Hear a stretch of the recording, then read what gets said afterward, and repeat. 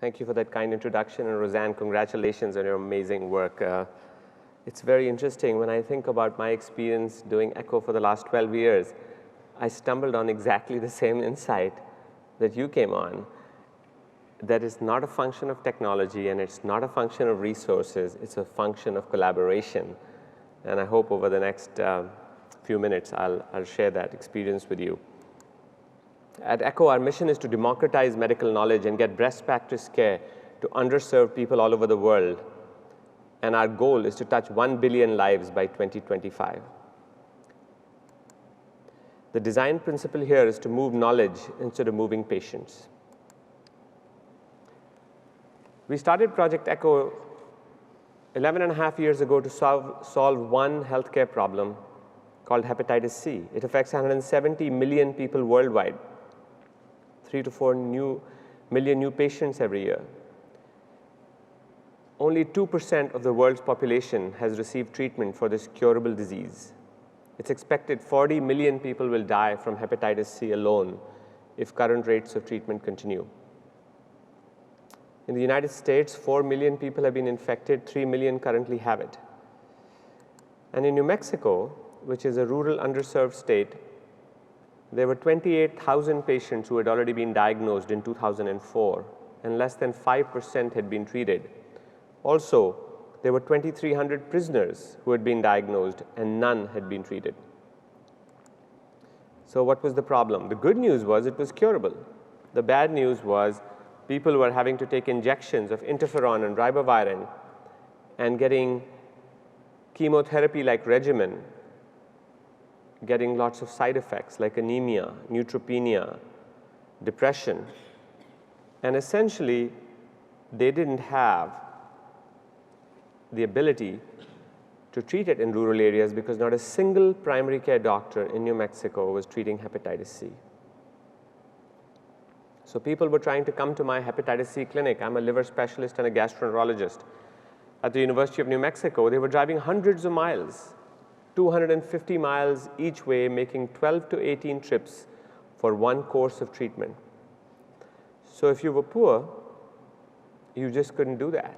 But there was one other problem. There was an 8-month wait in my clinic to make an appointment to see me.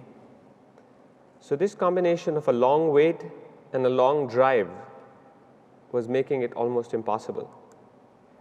New Mexico is underserved. 32 of 33 New Mexico counties are medically underserved. 14 were health professional shortage areas. And 21% of people at that time lacked health insurance. More recently, with the Affordable Care Act, what we call Obamacare in the United States, this number is much lower. So we developed ECHO with 2 goals. First, we wanted to develop the capacity to safely and effectively treat hepatitis C everywhere in New Mexico. And second, we said if we could do that and give chemotherapy in rural areas, we would have a model to treat complex disease in rural locations and in developing countries all over the world. This is a model of collaboration. One should never think of ECHO as a model of technology. So the partnerships were the university, the prisons, the health department, the Indian Health Service, community clinics, primary care associations. If you have to remember one slide, this is the one to remember. There are 4 key principles on which Project ECHO is based. First, we use technology to leverage the expertise of an interprofessional multidisciplinary team at a university. In this case, it was a liver specialist, a psychiatrist, and a pharmacist. Because interferon was causing serious depression. People can commit suicide if you don't treat their depression adequately when you're giving them interferon. The second key idea is to share best practices. So we're at a quality forum. You know all about what best practice is here. Based on lots and lots of work by many, many experts, Deming and all his colleagues have created the concept that if you have best ways of doing things, like Roseanne reduces homelessness, you want to scale it. You don't want every person trying to reduce homelessness in the United States doing it exactly differently. So best practice, what we said was we would create one guideline. And we created 21 centers of excellence all around New Mexico, 5 in the prisons and 16 in the community health centers, federally community health centers, to treat hepatitis C. Each of these centers was run by a nurse practitioner or a physician assistant or what you call general practitioner, GP. And they shared a guideline with us. But of course, there was one more complex thing. What is best practice in medicine? So when best practices have been looked at in industry, we know about algorithms. How many times do you want to paint the car? What kind of paint? We know checklists. When a patient comes to see me for a 12-week visit on hepatitis C, I need to do 18 different things. And if I do only 12 by memory, quality will suffer. So I need checklists and then I need a process. What is the role of the nurse, the medical assistant, the doctor? All of this has to be brought together because if as a physician I'm supposed to do all 20 things myself in a 15-minute visit, that's just not going to happen. So this is industry, algorithm, checklist, process.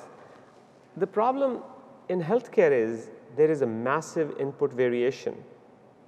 Each patient coming into my clinic is different by age, by sex, by body weight. Some are rich and some are poor. Some have social support, some don't. Some are on 10 different medicines. Some take nothing else. Some are 25 years old and some are 85. Some have 10 different diseases and otherwise are healthy. And some have strong cognitive skills. They understand everything I can explain. Others need help, a lot of help.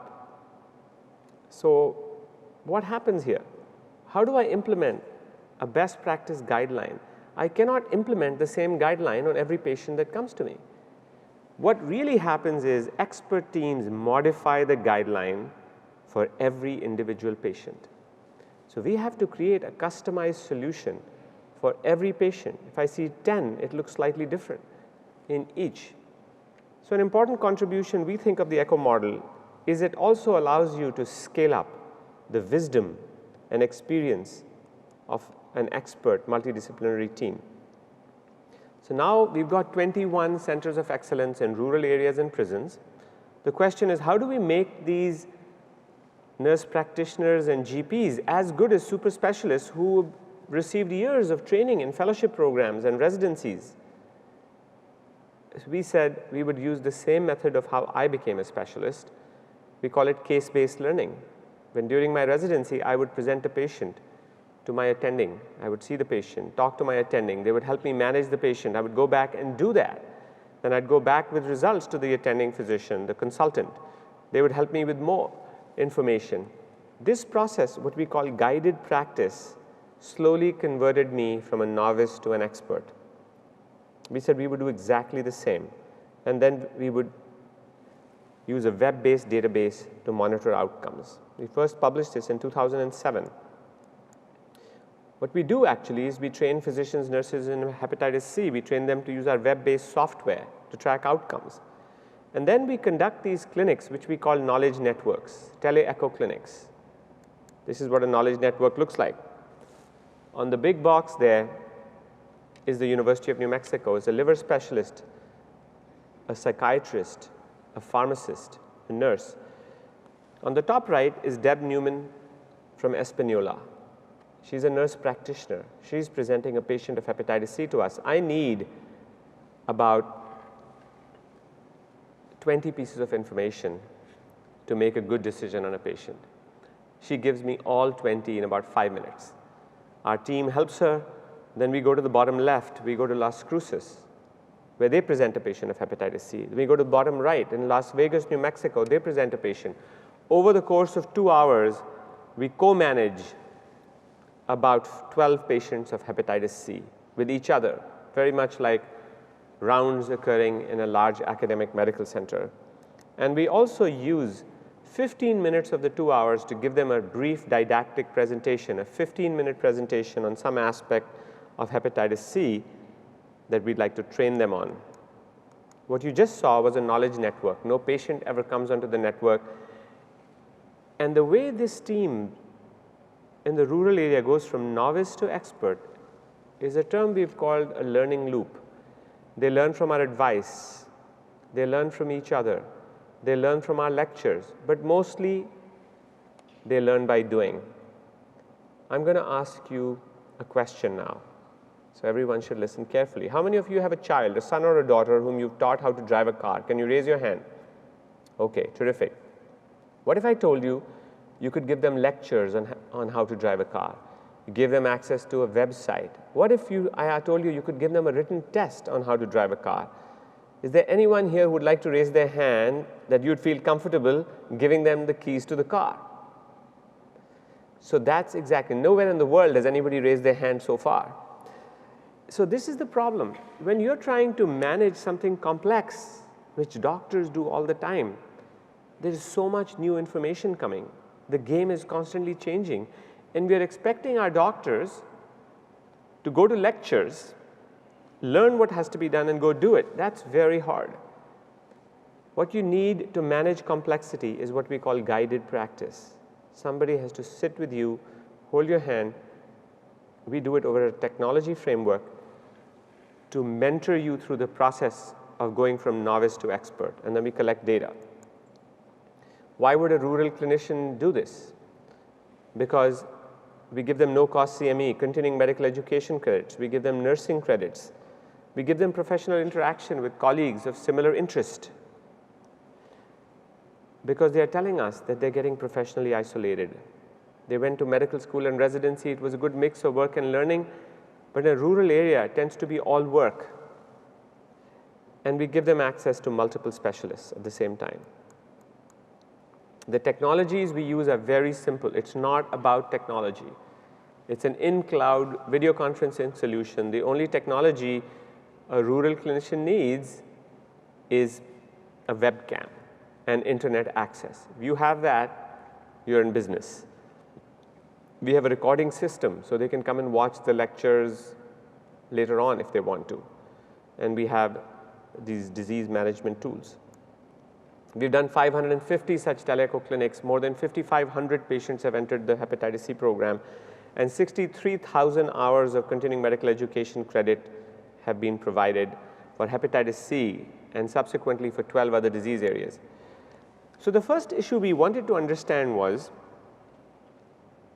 why would a doctor who doesn't know how to do something want to do it? They're not going to do it because, remember, there's another profession around. We call them lawyers. And you can't just do something unless you have a pretty good idea you can do a good job. We studied that. We asked them, what's your ability to identify suitable candidates for treatment of hepatitis C? It goes from 2.8 out of 7 to 5.6 out of 7 in 12 months. What's the scale? Scale is 1, I have no skill. 7, I'm an expert who can teach others.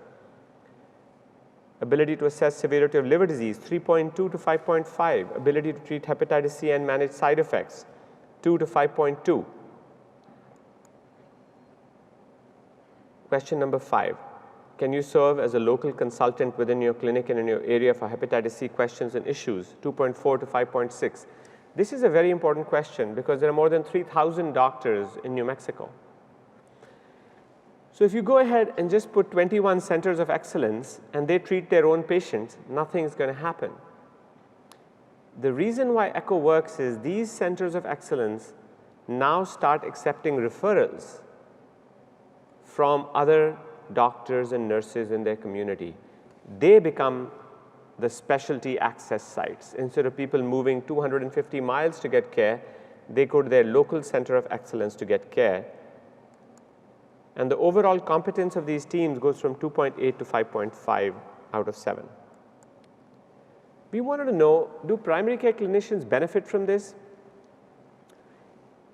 And we asked, is enhanced knowledge beneficial to you? 97, 94, 98% felt that enhanced knowledge, being well informed, achieving competence in caring for patients, this was very beneficial to them. And they were doing it because it was helping them, not just helping their patients. Rural clinicians in the United States have a very high turnover. That means they come to the rural area, they stay there for a little while, and then they leave. And we wanted to understand that if we made primary care clinicians participate in knowledge networks, could we reduce their professional isolation? So we asked this. This was in 2004. Has Project ECHO diminished your professional isolation? 4.3 out of 5. Enhanced my professional satisfaction? 4.8. Is a benefit to my clinic? 4.9 out of 5. Has expanded access to HCV treatment for patients in our community? 4.9 out of 5. Now, this is a very important question. I know that many of you are from all different parts of the world. But this survey was done in the United States, which is still the richest country in the world and still has an unbelievable number of specialists. We have more specialists per capita than anyone else in the world, basically. And I'm asking this question in a rural area in the United States. Is access in specialty a major area of need for you? And they're rating it 4.9 out of 5. So it makes me wonder what is happening to the other 7 billion people in the world, the other 6.7 billion that don't live in the United States. And my contention is that almost 6.5 billion people in the world don't have access to highly specialized knowledge. So what happens when you don't have access to highly specialized knowledge? When you don't have the right knowledge at the right place at the right time, two major things happen. First is there is massive human suffering of unprecedented proportions. Deaths like occur in world wars, not 50 deaths here and 100 deaths there. We are talking about 50 million deaths. That's the kind of thing when happens when the right knowledge is not placed at the right place at the right time. The second thing that happens is, and you're all quality experts, is if you don't do the right thing the first time around, there is waste generated. The reason is because the patient is seeing the clinic, the rural clinic, 8 different times while waiting for the 8-month appointment, right? The 1-year wait to see a specialist. He's being seen 8 times, but the persons don't know what to do. That's waste. Apart from suffering, resources are consumed. This waste results in massive hospitalization, massive cost to the healthcare system. So in the United States, if we don't produce the right knowledge in the rural area and we are making them wait for a year for an appointment, ultimately that knowledge does get to them. It might get to them in the intensive care unit of the ICU in the city, but it does get to them, but it gets to them in a very expensive and delayed fashion after a lot of rework has been done. So this problem of I'm not saying lack of specialists here, so we should read this carefully. It's not a lack of specialists that's the problem. It's a lack of specialized knowledge that's the problem. So that's the distinction here. So of course, we set up this model and it was working. But the issue was, it's just not good enough.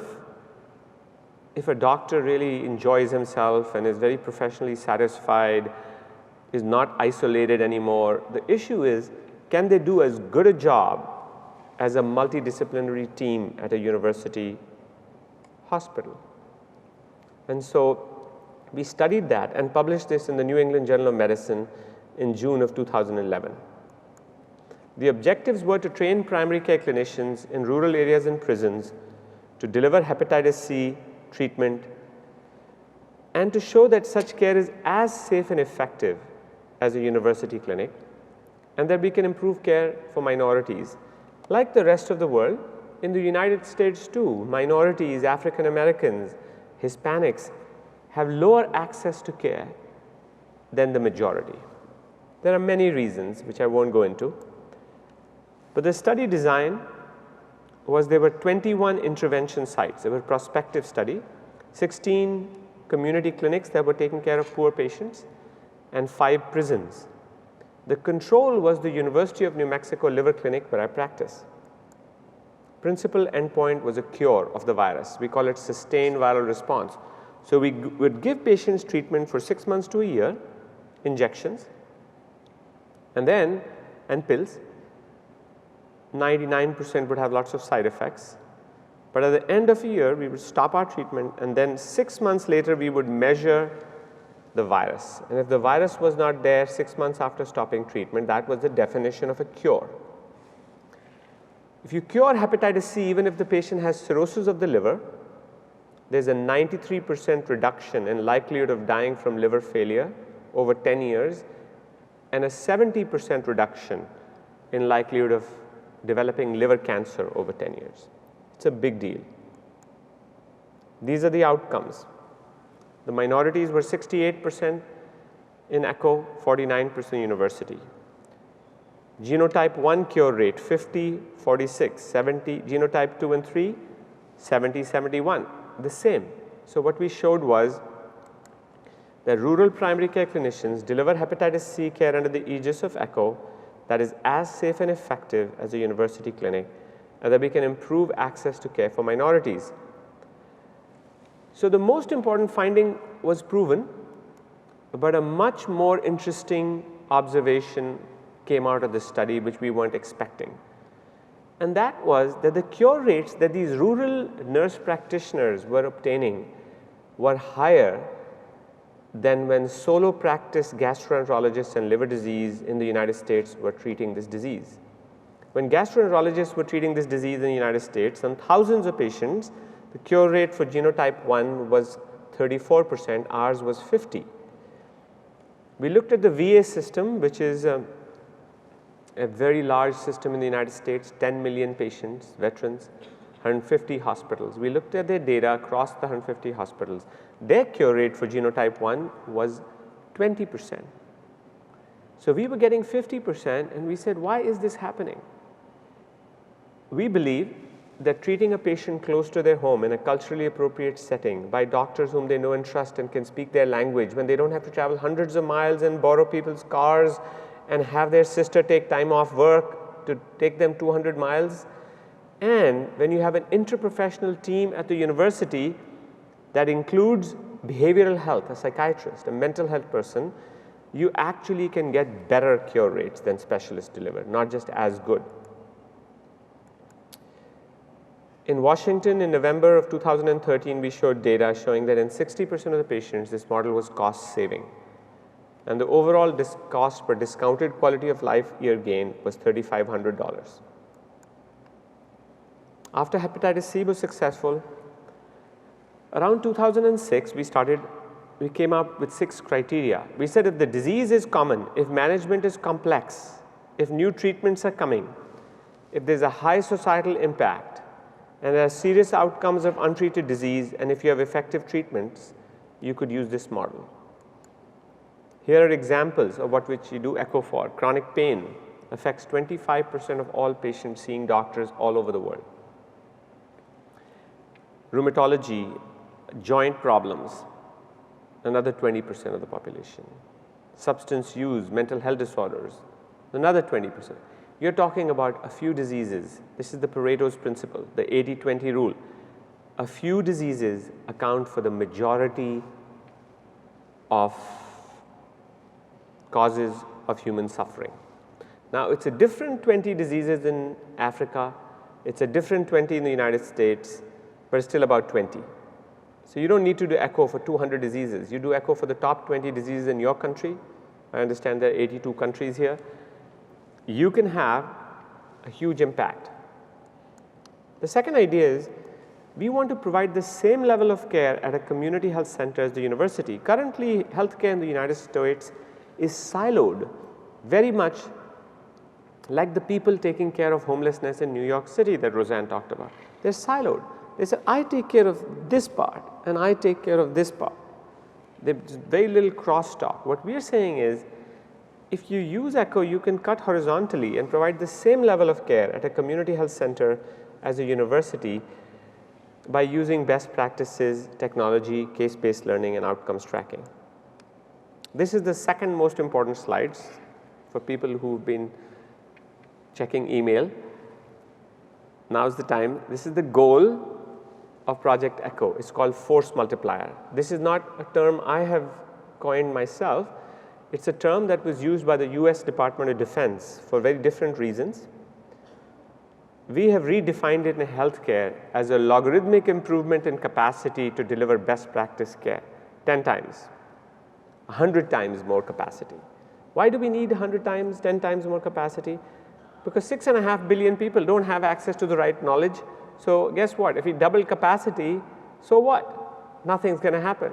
So instead of 100 million people dying, 80 million people will die. It's not a big deal. You've got to do 10 to 100 times if you want major. How do we do this? If a nurse practitioner or a specialist or a primary care doctor could provide the same level of care as a super specialist multidisciplinary team, then force multiplication naturally occurs. These are the programs we have in New Mexico: hepatitis C, diabetes, endocrinology, geriatrics, dementia, palliative care, complex care, addiction, psychiatry, chronic pain, rheumatology, HIV, etc. We have 400 points of contact. This is a map of New Mexico. In New Mexico, we have a 2.3 million population. We have 400 points of contact with ECHO. In a rural area, we want at least one expert in hepatitis C, one center of excellence for HIV, one for rheumatology, one for geriatrics, and so on, so that people can get the same level of care that they get at the university without having to travel hundreds of miles by seeing a local expert. This is our integrated addiction and psychiatry program. We set up sites for addiction treatment all over New Mexico. The red line is all the zip codes in the United States where rural, low-income Hispanic patients live. On average, they have 15 doctors per million population who can prescribe this medicine called buprenorphine. Buprenorphine is an opioid receptor blocker. It goes into the brain and blocks the receptor for opiates. So if you take an injection of heroin, you won't get high. It's a very important advance in the treatment of opioid disorders. But in the United States, we need a separate license for it. We call it DEA number, Drug Enforcement Agency number. And in New Mexico, out of the 3,000 doctors, only 32 were certified to prescribe buprenorphine. So we put ECHO to work, and now that's the blue line. We have more than 100 doctors per million population, 8 times the national average. Here is the map, here's the graph showing what the real problem is. Medical knowledge all over the world is increasing exponentially, whereas the learning capacity of human beings is only going up slightly with time. Some may say it's going down with the aging process, but nonetheless, there's an increasing gap between what a doctor needs to know and what he can learn.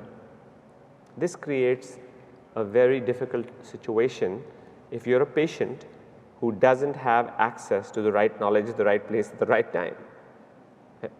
The likelihood is that your primary care clinician in a rural area doesn't have that knowledge.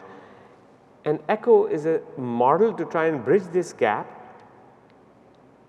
by allowing primary care clinicians to choose a special area of interest so that they can become the centers of excellence for that particular area, whether it be mental health disorders or addiction, for their whole community. The last part of my talk, I want to talk about the idea that chronic disease management is a team sport.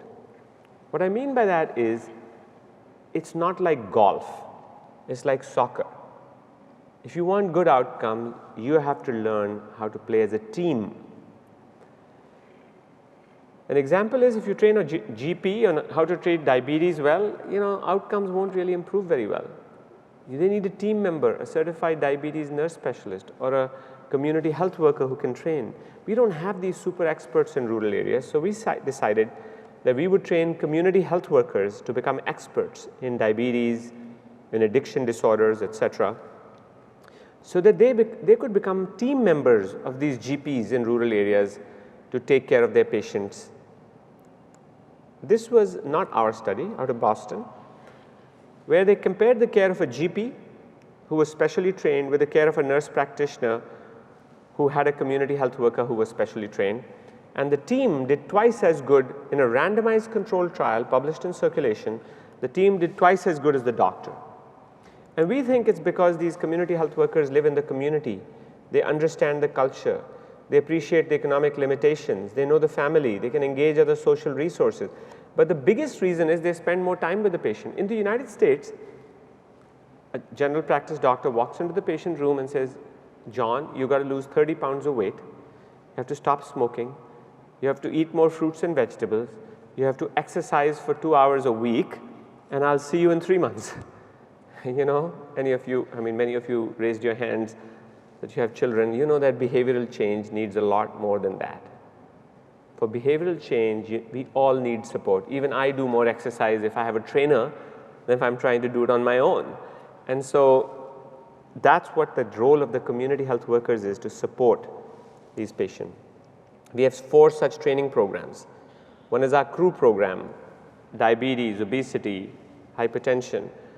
We have a CARS, Community Addiction Recovery Specialist Community Health Workers, etc. This is what a typical diabetes program looks like.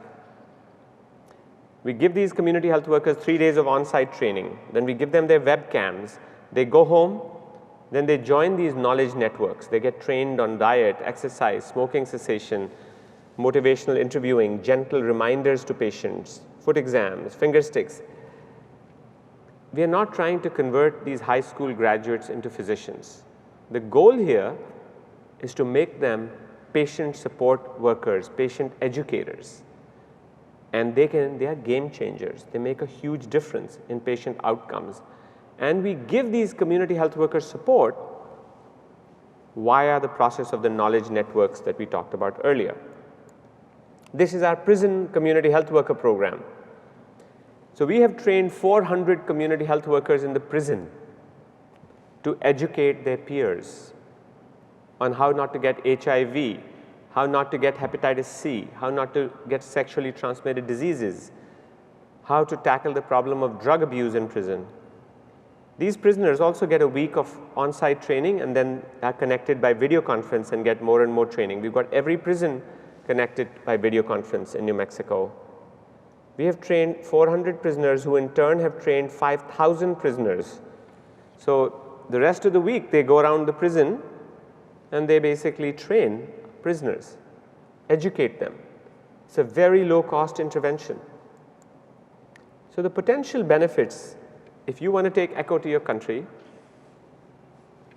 are potentially improved quality and safety, rapid learning, best practice dissemination, reducing variation in care, access for rural underserved patients, workforce training, force multiplier effects, improving professional satisfaction, retention, cost-effective care. By not allowing patients to travel hundreds of miles, we have ECHO project in Canada, in Ontario, out of Toronto. Sometimes they may have to spend $15,000 to transport a patient by plane to get care. That's not necessary. It shouldn't be necessary because we should move knowledge instead of moving patients. We want to prevent cost of untreated disease like dialysis, and we want to integrate public health. Integrate public health into treatment. What is necessary? What is necessary is a shift in thinking. The current model in the world is to monopolize knowledge. We as specialists monopolize it. We say, look, if you want this knowledge, you've got to come to see me, and I'm going to help you out. And I'm going to charge you a lot of money for dispensing that knowledge in small little chunks. What we're saying is that model leads to massive suffering all over the world. We want to democratize it so that the role of experts is to share that knowledge, mentor other people to become as good as them for the good of humanity. This is Albuquerque. This is our hepatitis C program in New Mexico. By the way, New Mexico is a state in the southern part of the United States. I'll show you where it is in a moment. Many people all over the world don't know that New Mexico is in the United States, so I thought I'll just clarify. This is our 400 points of contact. I was in Boston about 23 years ago, and I was moving to New Mexico for this new job. And people in Boston would ask me, why do you want to move to Mexico? I said, no, I'm not moving to Mexico, I'm moving to New Mexico. So people in the United States didn't know where it was either. So these are the 400 points of contact of our 20 different programs. This is a map of the United States with the bottom left corner over there, just next to California, Arizona is New Mexico. These are all the universities in the United States that have replicated Project ECHO now. We have a University of Washington ECHO. We have a Beth Israel Deaconess Medical Center at Harvard University, ECHO. University of Chicago, ECHO. MD Anderson, Texas, Baylor. Overall, 50 universities in the world have currently replicated ECHO project in their own areas. For example, the University of Washington tackles Alaska, Montana, Idaho, Wyoming, etc. And so a typical, let's say, University of Nevada replication would be for antibiotic stewardship, autism, diabetes, endocrinology, gastroenterology, rheumatology, etc. And they are all supporting their own local areas. This is our VA ECHO program. We have 11 hubs connected to 600 clinics. CBOC stands for Community-Based Outpatient Clinic. And so 600 clinics are connected for 26 different disease areas. These are our international sites. In India for HIV, for liver disease, in Uruguay for hepatitis C, and now 5 other disease areas. ECHO Ontario for chronic pain, in Galway, Ireland, right next to here,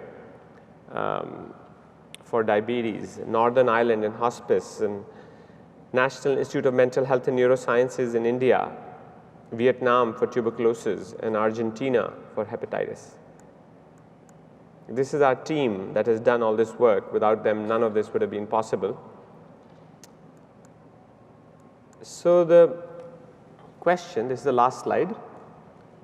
How do we get the right knowledge to the right place at the right time? I've given you an overview, but there are a few core principles. The first is team-based care in the rural area. Doctor plus community health worker or some other one. Task shifting. ECHO is a task shifting model to essentially make everyone in your healthcare system work at the highest possible level of their competence. There's a role for interprofessional consultation. What I mean by that is best practice is a very high standard. It's an aspirational goal. It's hard to achieve.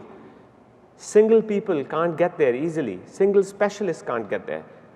I need team members, other specialists to help me to get there. We talked about the role of guided practice when we talked about your sons and daughters whom you taught how to drive a car. We want mentor-mentee relationships. Mentor-mentee relationships are required for successful guided practice. There's a very important role for community of practice. That is, when you're solving a complex problem like tackling the most difficult diseases, clinicians won't do it themselves, but when you build community, which is knowledge networks and social networks to support each other, they are much more powerful in tackling big problems. And that leads to the concepts of design that Don Berwick has talked about, and Maureen, basically that there should be joy of work. We have studies showing that participating in ECHO creates more joy of work. In the blue box are the 4 drivers here. One is technology. What is technology doing here? It's not a technology program. Technology is reducing the transaction cost for collaboration, making it inexpensive. We talked about force multiplication, logarithmic improvement in capacity, demonopolizing knowledge. And at the heart of it is this idea that when you apply knowledge, it's not like something material. It's not like a pizza that you share it and then everybody gets only one slice. When you apply knowledge in diverse settings, the knowledge grows. Everybody becomes richer. That's how knowledge grows. We apply existing knowledge in new settings and new knowledge is created. And so the world will become a better place with growth of knowledge. But at the end, ECHO is not about building an organization. We are not trying to build the ECHO Institute at the University of New Mexico. We are trying to start a movement, a new way of transforming healthcare for all 7 billion people in the world with a goal to touch 1 billion lives by 2025. I invite every one of you in this room to join us. Email me. I'm sorry, I should have had a slide here with my email address. I don't, but perhaps you can do Google or some way reach me through our website called echo.unm.edu. echo.unm.edu.